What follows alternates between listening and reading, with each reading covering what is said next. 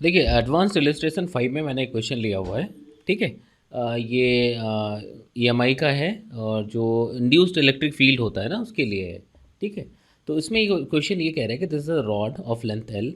यहाँ पे जो ये लिखा हुआ है ये रॉड हो गया तुम्हारा। ठीक है। ये देखिए ये रॉड है ना। और कंडक्टिंग रॉड है। इसके लिए ईएमएफ पूछा है कि ईएमएफ जो होगा वो D B by D T L upon two root R square minus L by two का होल स्क्वायर होगा। ठीक है। This is the cylindrical changing magnetic field. Radius of the field is R. ठीक है।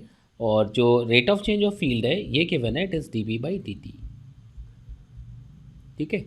अब देखिए इसमें कई तरीके से सॉल्व करते हैं। कई जगह पे आपने बड़ा फेमस क्वेश्चन है, रेसनिक हेलिडे का है क्वेश्चन ये। इसको मैं बहुत ही सिंपलेस्ट तरीके से बताने की कोशिश कर रहा हूँ। अब देखिएगा इसमें। ठीक है। अब देखो इसमें आपने जैसा पढ़ा हुआ है, एक फिजिक्स फंडा के इसी लेक्चर के चैनल पे ही हमने फिजिक्स फंडा में एक इंड्यूस्ड इलेक्ट्रिक फील्ड करके एक अलग टॉपिक मैंने डाला हुआ, आप देख लीजिएगा उसमें। तो जो इस तरह के फील्ड में जहाँ पे कि सिलेंड्रिकल मैग्नेटिक फील्ड है और वो चेंज हो रहा है, तो जो electric field inside the magnetic field, मतलब inside this circle at a distance of r from the centre जो होता है वो E is equal to r by two D B by D t होता है। ठीक है। अगर मैग्नीट्यूड की बात करें तो ये फॉर्मूला ये डिराइव किया हुआ है वहाँ पे, आप एक बार चेक कर लीजिएगा। ठीक है। तो यहाँ पे हम लोग ऐसा करते हैं कि भाई ईच एंड एवरी पॉइंट जो इस सिलेंड्रिकल फील्ड का है वहाँ पे कोई ना कोई फील्ड अवेलेबल है। आप ऐसा देख सकते हैं कि सभी लूप में आएगा, है ना। तो देखिए अगर हम लोग ऐसा देखें तो अलग अलग जितने भी लूप्स बनते हैं, है ना, सब में क्या होगा, फील्ड कुछ ना कुछ होगा। ठीक है। तो अगर एक लूप पे हम लोग फोकस करें कि सिर्फ एक लूप ले लिया, है ना, और उस लूप के लिए हमने लिख दिया कि सपोज ये जो लूप है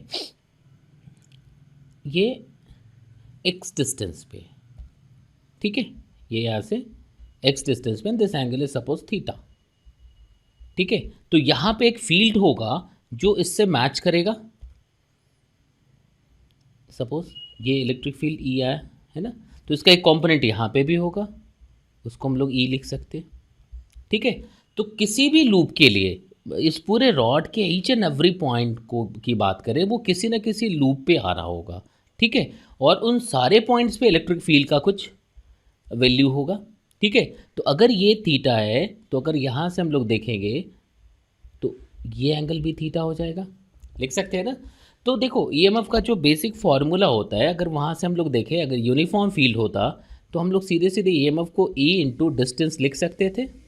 मैग्नीट्यूड की बात करें ये आता है कहाँ से, is equal to minus D V by D R. तो अगर मैग्नीट्यूड की बात करें तो ऐसा लिखा जा सकता है, नहीं ऐसा लिखते हैं ना, P dot D R is equal to change in EMF लिखते हैं।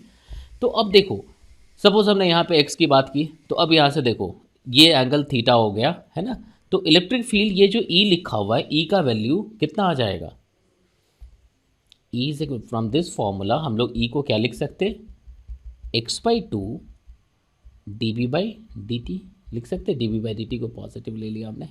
ठीक है। यहाँ तक समझ आ रहा है। तो जो x का वैल्यू है, x क्या है, ये वाली लेंथ है, तो इसको आप y एज्यूम कर लो। Suppose this length is y। ठीक है।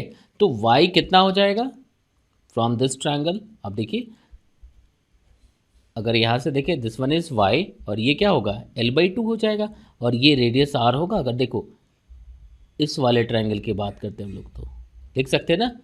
यहाँ तक समझ आ रहा है। ठीक है। तो देखो फ्रॉम दिस ट्रायंगल जो y, अगर देखो y पहले निकाल लेते तो y कितना आ जाएगा,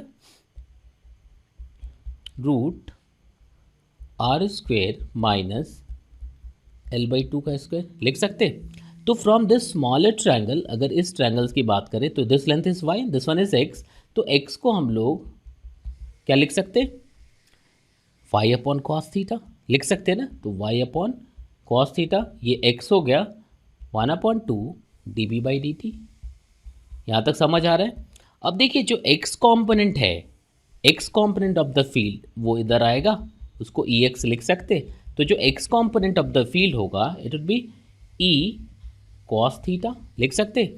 it means E x component of the field it will be y upon cos theta 1/2 D B upon D t cos theta लिख सकते, ये कॉस थीटा कैंसिल हो गया, कर सकते।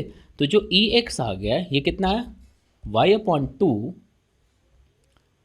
D B upon D T लिख सकते, ये एक्स कॉम्पोनेंट आया। तो देखो ये ईच एंड एवरी पॉइंट के लिए है, और ये बहुत इंटरेस्टिंग सा एक रिजल्ट आया कि this value of field is independent to theta. मतलब किसी भी पॉइंट पे जाएंगे इस रॉड के, तो जो इलेक्ट्रिक फील्ड का कंपोनेंट अलोंग द रॉड होगा वो यही आएगा हमेशा, जो हमने यहाँ पे लिखा हुआ है। बिकॉज देखो फील्ड का मैग्नीट्यूड डेफिनेटली चेंज होगा अलग अलग पॉइंट के लिए, जो रॉड पे है उसके लिए थीटा का ई का वैल्यू डिफरेंट आएगा। बट जब एक्स कॉम्पोनेंट लिखते हैं हम लोग तो ई कॉस थीटा आता है, और ये कॉस थीटा कैंसिल हो जाता है। ठीक है, अब बहुत ईजी लग रहा हो कि भाई इस पूरे रॉड के ईच एंड एवरी पॉइंट पे इलेक्ट्रिक फील्ड का x component horizontal component equal है। ठीक है ना, तो सीधा अगर हमें ईएमएफ चाहिए तो ईएमएफ के लिए क्या कर सकते, भाई फील्ड जो लाइन है, लाइन के अलॉन्ग फील्ड गिवन है, तो दिस फील्ड इनटू डिस्टेंस कर लेंगे। तो फील्ड कितना आ गया, y/2, y is root R square minus l/2 का स्क्वेयर लिख सकते, अपॉन 2 लिख सकते, इनटू dB/dt इनटू l करेंगे आप, यही तो लिखते हैं ना ईएमएफ के लिए। यहाँ तक समझ आया?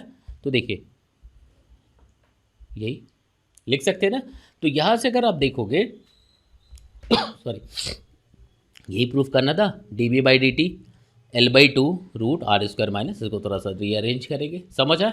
तो देखो यहाँ पे बहुत ही सिंपल क्वेश्चन था, लेकिन इसको एडवांस में मैंने इसलिए लिया कि एक मतलब थोड़ा अलग होता है। एक बार आईआईटी ने भी पूछा हुआ है इसमें, एक्चुअली वो आसान क्वेश्चन था, वो तो इलेक्ट्रिक फील्ड के लिए पूछा गया था, वो लूप में आएगा कैसा आएगा, है ना। तो यहाँ पे देखिए इलेक्ट्रिक फील्ड ये दूसरी तरह का, जो इलेक्ट्रोस्टैटिक फील्ड पढ़ते हैं उससे थोड़ा डिफरेंट था ये। ठीक है, तो मेरे ख्याल से समझ आया होगा। ईच एंड एवरी पॉइंट पे जो रॉड का है वो कोई ना कोई फील्ड दिख रहा है आपको, और उस फील्ड की वजह से जो एक्स कॉम्पोनेंट होगा उस फील्ड का, उसकी वजह से आपको ये ईएमएफ दिख गया। ठीक है, तो मेरे ख्याल से समझ आया होगा। तो ये देख लीजिए, अगर आपने सब्सक्राइब किया है तो ठीक है, नहीं किया तो ज़रूर कर लीजिए। और इसमें जो फिज़िक्स फंडा एक अलग सेक्शन बना हुआ है इसमें, आप उसमें ज़रूर चले जाइएगा।